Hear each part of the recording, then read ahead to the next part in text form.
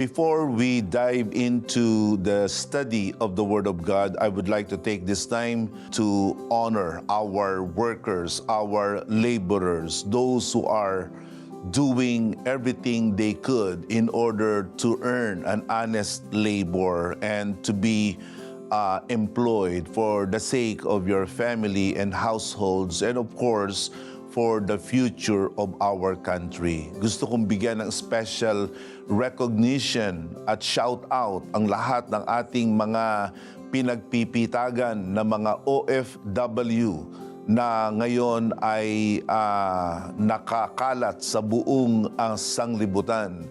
Marami sa inyo ang nagtatrabaho sa mga disyerto ng gitnang silangan.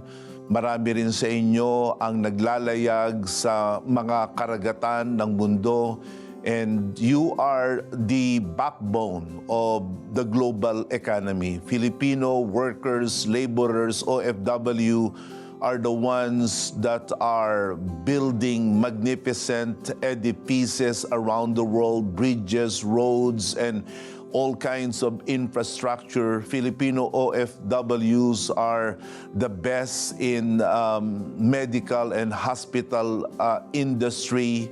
And even here in the Philippines, our country's economy is actually being run by many of us who are actually working and laboring. Nais kong kilalanin kayo, parangalan kayo, at ang mensaheng ito ay patungkol sa spiritual na paggawa or spiritual labor. And before we do that, shall we first pray? Father God in heaven, we thank you for you are our God who works.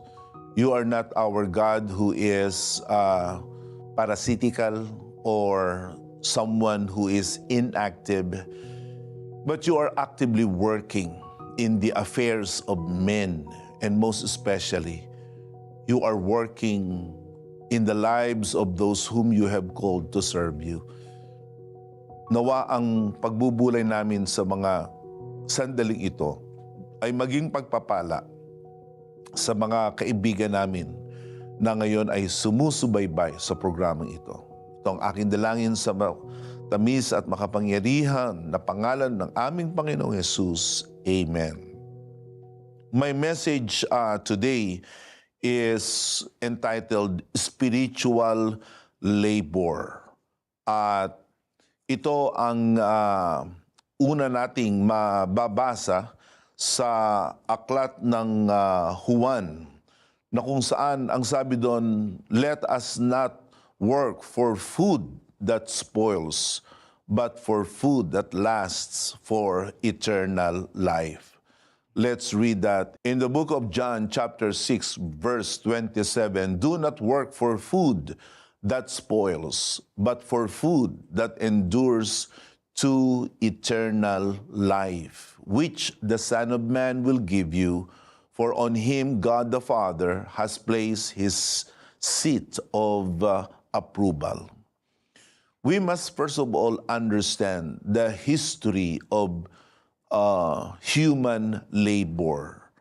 And our work here on earth, our labor, the work of our hands, our enterprises, all of these have been divinely appointed and ordained by our God Himself.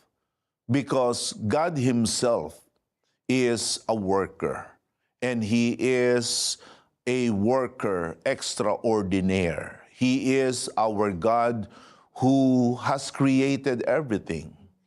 The book of Genesis 1:1 begins with that truth that our God works. In the beginning, God created the heavens and the earth. God, right at the bat, presented himself to be a worker. He was not someone who was inactive or someone who was preoccupied with something that do not have any value. Genesis 1:1 presents God as a worker, as a creator. In the beginning, God created the heavens and the earth. And God did not only present himself to be a worker, but he was a very excellent worker. He was the ultimate worker and producer. And he gave man that authority, that power to also work the way he does. In the book of Genesis, in chapter 2, verse 15, it says, "The Lord God took man, put him in the Garden of Eden to work it and take care of it." It goes without saying that God placed man, God created man in order to be a producer like him, to work, to labor, to make something from his hands. In theology, man is considered as the vice-regent of God. Binigyan ng Diyos ang tao ng katalinuhan, karunungan, kapangyarihan at kapasidad upang gumawa ng mga dakilang bagay sa mundo na pinaglikhaan sa Kanya. At gaya ng Diyos, nais ng Diyos na ang tao ay gumawa, magtrabaho na mayroong kasapatan at kagalakan. In the book of Genesis, in chapter 1, verse 31, it says, I will read that in the GNT translation of the Bible. God looked at everything he had made, and he was very pleased. So God took and derived happiness and joy and satisfaction from his labor. And man must also have that kind of work ethic. Kailangan sa pagtatrabaho, sa paggawa, ay meron tayong kagalakan. But then again, that is not what happens in the real world that we are living in today. Mula nang ang tao ay nahulog sa kasalanan, ang trabaho ng tao ay naging malaking kahirapan, naging malaking kadustaan sa kanya. Work lost its appeal to men, and men have become enslaved by work. And work has become backbreaking, laborious, and enslaving. And it happened when man sinned. Here in Genesis, in chapter 3, in verse 17, it says there, to Adam he said, because you listened to your wife and ate fruit from the tree about which I commanded you, you must not eat from it. Cursed is the ground because of you. Through painful toil, you will eat food from it all the days of your life. Ngayon, huwag niyong sasabihin na kaya ang trabaho ay napakahirap ngayon ay sapagkat si Adan ay nakinig sa kanyang asawang babae. But kidding aside, the reason man is working right now with so much hurt, with so much strain and stress to his mind and heart and body is because of sin. So this is quite a very revealing thought to all of us na iyang paggawa na wala sa Diyos, iyang paggawa na hiwalay sa kalooban ng Diyos, ay hindi iyan ang magdadala sa atin ng katiwasayan. Ang trabaho ay magiging malaking kalungkutan, malaking kahirapan. Subalit ang tao na gumagawa, a worker who works, a laborer who labors according to God's will, in consonance with God's plan, he will find joy, he will find happiness.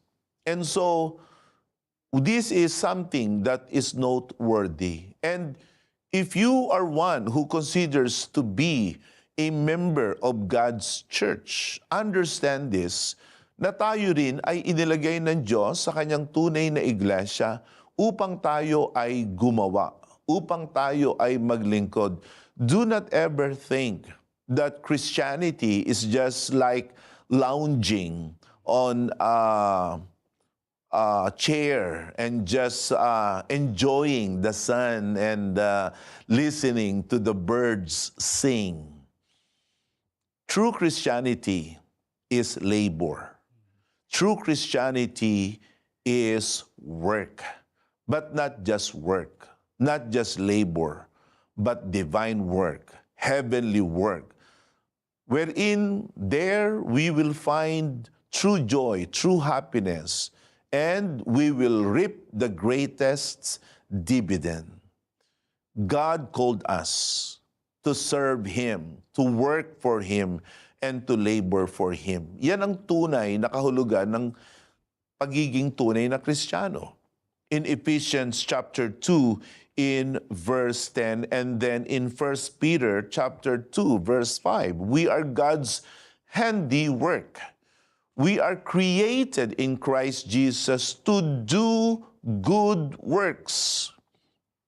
God called us to do, to invest, to engage in good works.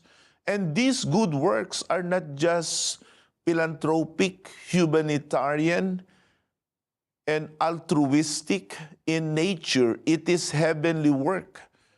Merong mabuting mga gawa na mismo ang Diyos ang naghanda sa atin na dapat nating gawin.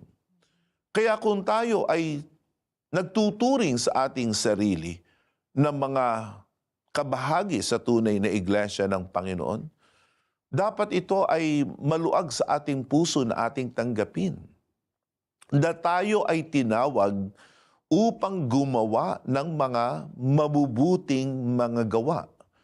In the book of 1 Peter, in chapter 2, in verse 5, this is also what we read.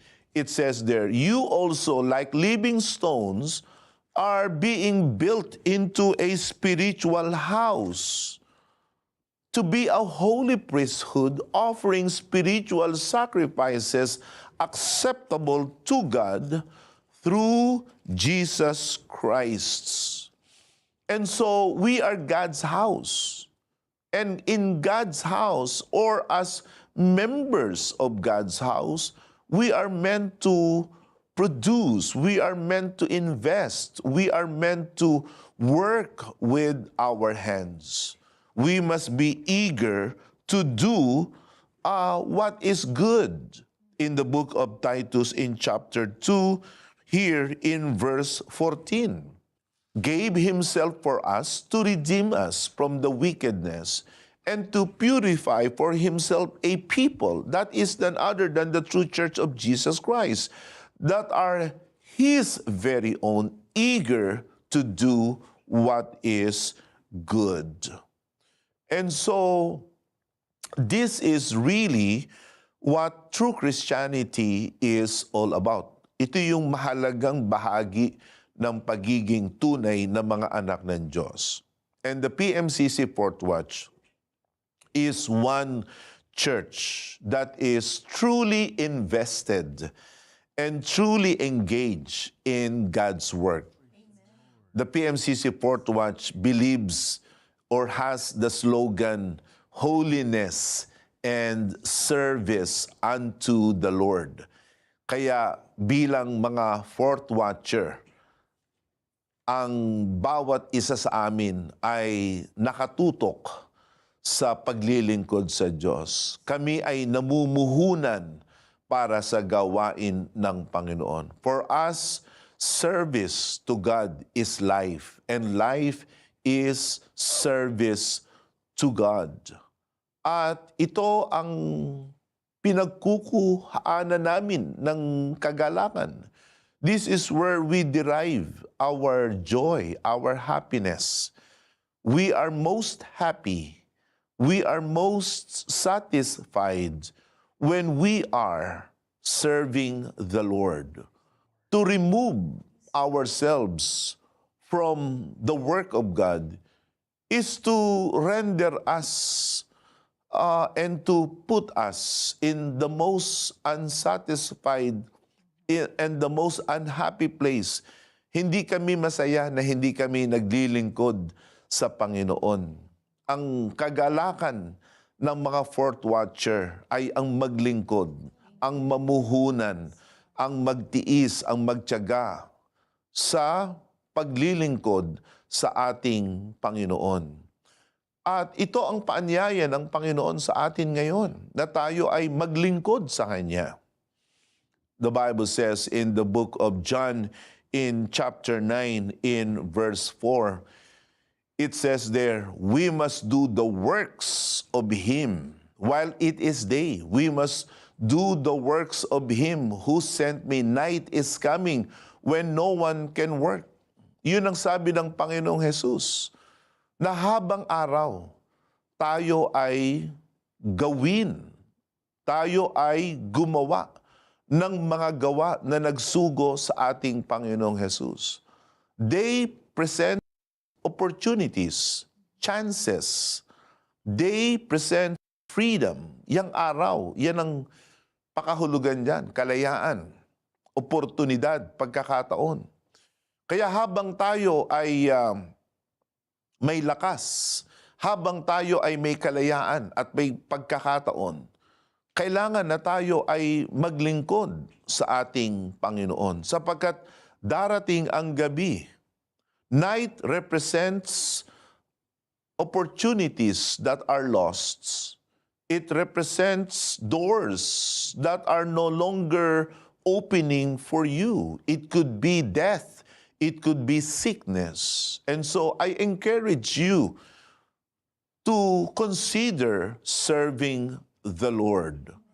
Because work that is separate from God is damning.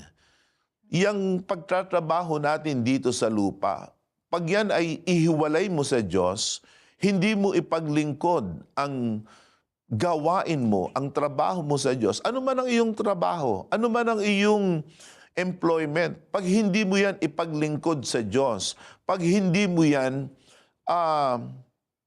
ipagkaloob sa Diyos, yes, it's gonna damn our soul. It's going to bring spiritual ruin to us.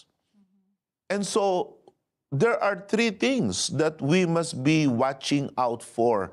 Kailan ang gawain, kailan ang trabaho na nakakasama?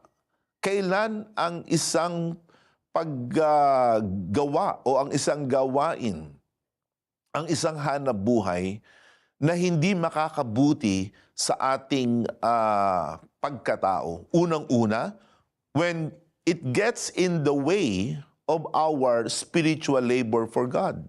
Kapag ang ating trabaho sa sanglibutan ay nakakahadlang na sa ating mga paglilingkod.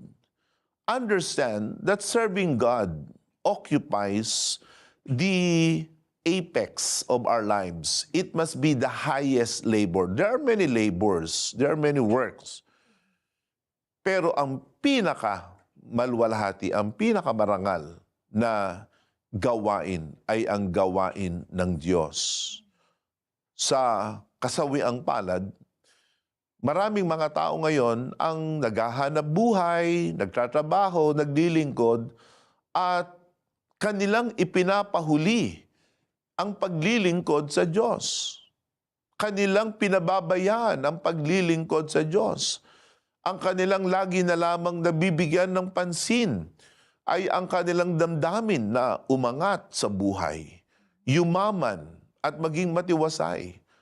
Understand this, that God is not against you. God is not against your prosperity. He is not sabotaging your efforts to prosper. In fact, God wants you to enjoy life. John 10:10, the thief comes to steal, to kill, and to destroy. But Jesus Christ said, "But I have come that you may have life and have it to the fullest." Ang gusto ng Diyos, tayo ay sumagana, na tayo ay maging matiwasay, na tayo ay maging maunlad. Hindi natin kalaban ang Diyos sa pagtrabaho. Subalit, hindi dapat natin kalimutan ang ating paglilingkod dahilan sa tayo ay gumon ang ating isip sa pagtatrabaho sa mundong ito. In the book of James, chapter 4, verse 13, it says there, "Listen, you who say today or tomorrow we will go to this or that city, spend a year there, carry on business, make money." In verse 14, it says there, "Why? You do not even know what will happen tomorrow. What is your life? You are a mist that appears for a little while and then vanishes." In verse 15, it says there, "Instead, you ought to say, if it is the Lord's will, we will live and do this or that." Ito ay a very sobering call of God for those of us who are so engrossed. We are so engrossed, we are so addicted.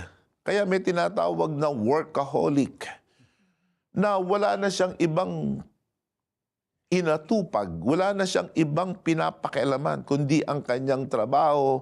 At siya mismo hindi na masaya na rin sa kanyang trabaho.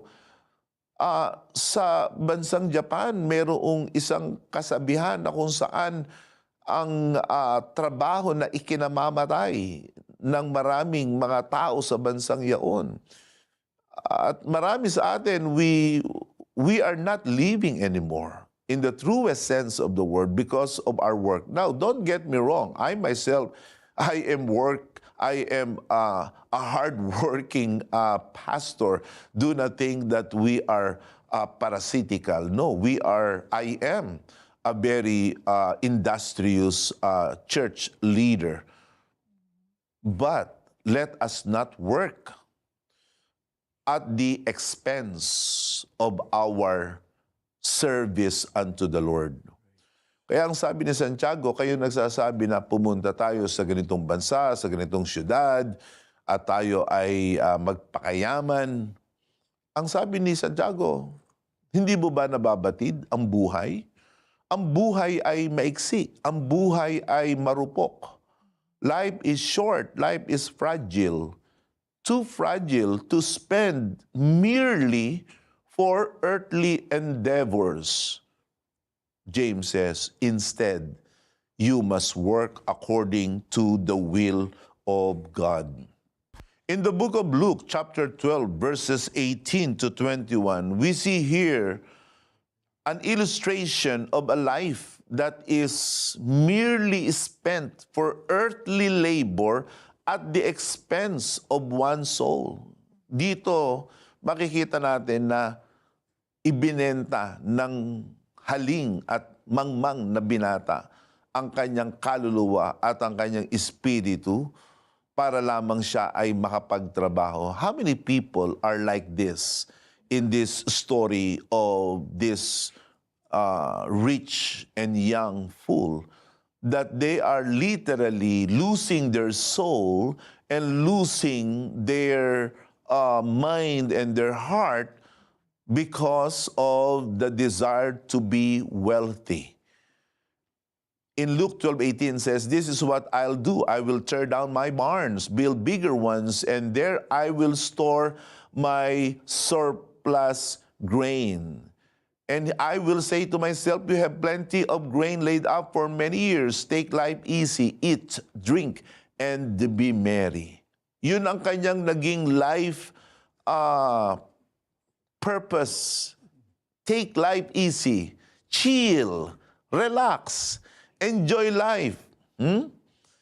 Hindi niya napagtanto na siya pala ay isang taong mamamatay. At nung siya'y namatay, nung gabing yon, ang sabi ng kasulatan, sino ngayon ang magmamana ng iyong mga kayamanan.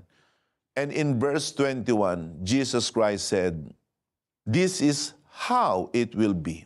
Whoever stores up things for themselves but is not rich toward God." So the Bible says you can be rich, you can be well and amply supplied, but at the same time, you can be spiritually bankrupt. Are you that kind of person na parang ayos ang buhay mo? May pera ka, may yaman ka, pero sa kalooban mo, ikaw ay pulubi? That's what's gonna happen when we work at the expense of our spiritual labor. That's the kind of work that we must shun. Number two, when is work damning or immoral? When labor is fraudulent and dishonest. Yang paggawa na madaya, ito ay lumilitaw na isang krimen. Ang paggawa na may pagsasamantala, ang paggawa na fraudulent, fraud, and immoral. For instance, in Proverbs chapter 11, in verse 1, it says, "The Lord detests dishonest scales." Ayaw daw ng Diyos, kinamumuhian ng Diyos ang timbangan na madaya. At sino ang gumawa ng timbangan na yon? E di yung taong madaya. At ito ang dahilan kung bakit ang Diyos ay hindi natutuwa sa isang pamahalaan, sa isang trabahador, sa isang may-ari ng negosyo, sa isang tagapanguna ng isang bayan na madaya.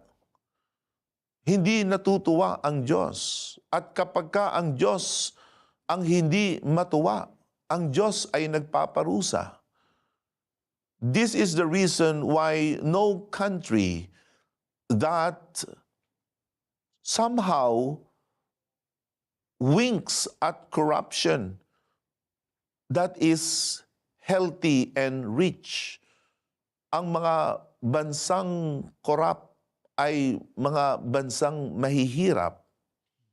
And isn't it, this is what our country is experiencing. They say the country of the Philippines is rich, but we are robbed.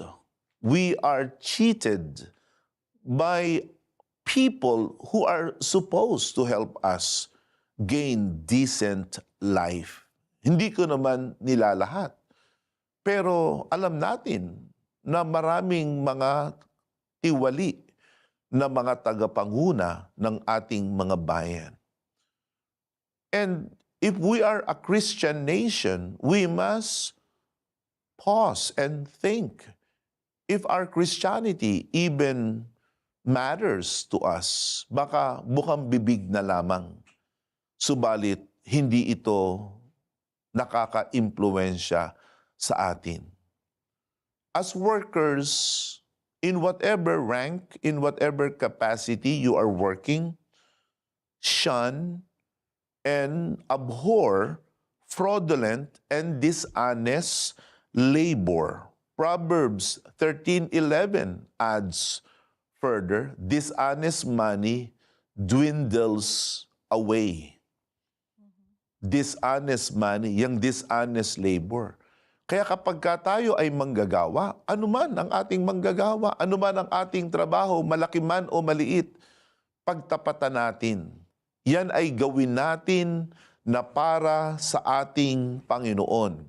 In the book of Colossians, in chapter 3, verse 23, it says there, whatever you do, in the United States, they say if you are just flipping burgers, whatever it is that you do, whether what you're doing is huge or costing millions or mundane or menial jobs, ano man ang ating trabaho. Ang sabi, work at it with all your heart as working for the Lord and not for human masters. So, that is the second point. And the third point, last but not least, is this: labor that is not invested in the kingdom of God. Ito ang isang trabaho na hindi tama at hindi kalugod-lugod sa Diyos. Yung trabaho na hindi ipinupuhunan sa gawain ng Panginoon. Our human labor is not an end in itself. It is simply a means to bless the work of God, a means in order to advance the kingdom of God. Kaya, if you are a worker and you are a Christian, invest in the work of God. The more God blesses you, the more you should bless the work of God. In the book of Proverbs, in chapter 3:9 says, honor the Lord with your wealth, with the first fruits of all your crops. Kaya mapapansin natin na yan ang tamang paraan ng paghawak ng yaman, ng talento, ng abilidad. Anumang bagay ang ibinigay sa iyo ng Diyos na nagpayaman sa iyo, nagbigay sa iyo ng ability, yan ay dapat nating gamitin para parangalan ang Diyos. Are you someone who is a businessman? Are you someone who is one of the captains of the industry, an entrepreneur? Are you an ordinary employee? Sino man tayo? Binigyan tayo ng kapasidad ng Diyos, abilidad ng Diyos na lumikha ng yaman, malaki man o maliit. At yan ay dapat nating gamitin upang parangalan ang gawain ng ating Panginoon. And so, in this coming celebration of May 1, Labor Day, let us remind ourselves of these truths about spiritual labor. Shall we pray? Father God in heaven, bless the work of our hands. May we be able to work with all honesty and use our work to bless your work. May we be able to work, O Lord, without the interference of worldly affairs. Naway ang gawain namin ay lagi naming mabanal. Pagpalain mo ang aming mga trabaho, pagpalain mo ang aming mga hanap buhay. Paunlarin mo kami, Panginoon. Sa matamis na pangalan ni Jesus, Amen. The Lord bless you all.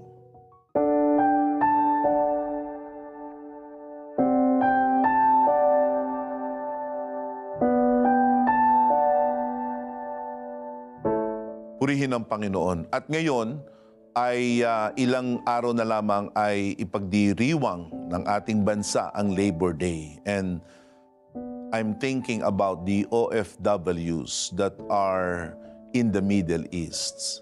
They are now in harm's way.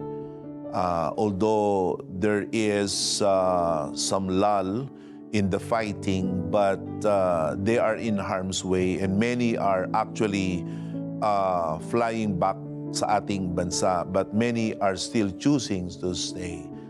I want you to know that we care for you and we remember you and we want to pray for you. So I will ask my fellow hosts to pray for our OFWs in the Middle East. Shall we pray? Father God in heaven, I pray that you will extend your loving kindness to my fellow kababayans na mga OFW sa Middle East. They are now in harm's way. We do not know, O Lord, when the hostilities will truly end. And many of them are suffering from distress. Many of them are distraught. Many of them are missing their loved ones here in the Philippines. I pray, O Lord, that you will bring comfort to them, peace to them. Let them realize that you are our God who cares for them. And so I pray that you protect them and shield them, O Lord. Let them know that you are our God who is their provider. So strengthen them and prevent them from being hurt or injured because of these hostilities. And because of many of them losing their jobs right now. I entrust them unto you. In the name of Jesus, amen. Praise God.